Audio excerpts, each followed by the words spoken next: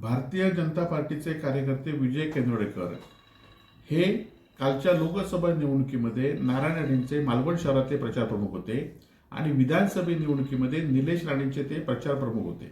आणि त्यामुळे विजय केंद्रेकर यांच्या मार्फतच कालच्या लोकसभा आणि विधानसभेच्या निवडणुकीमध्ये पैशाचा वापर सुरू झाला होता, वाटप सुरू झालं होतं. आणि याच निलेश राणेंच्यासाठी त्यांनी सुद्धा वाटप केलं होतं. आणि त्यामुळे त्यांना माहिती होतं की भारतीय जनता पार्टीचे पैसे कोणाकडे येणार आहेत.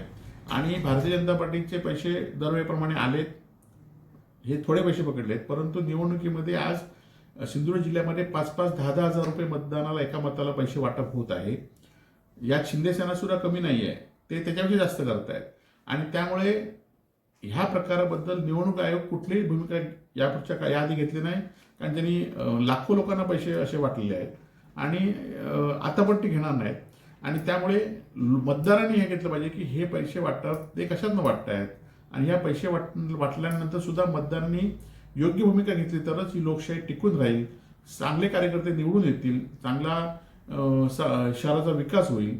आणि त्यामुळे ही निलेश राणेंनी पोलखेल केली ही आपलीच, खरं तर आपल्या 2 निवडणुकीमध्ये ह्या विजय केंद्रेकरांनी काय केलं आणि आता ते तुमच्या विरोधात गेलेत म्हणून काय करतायत याकडे तुम्ही लक्ष द्या, अशीच माझी विनंती आहे.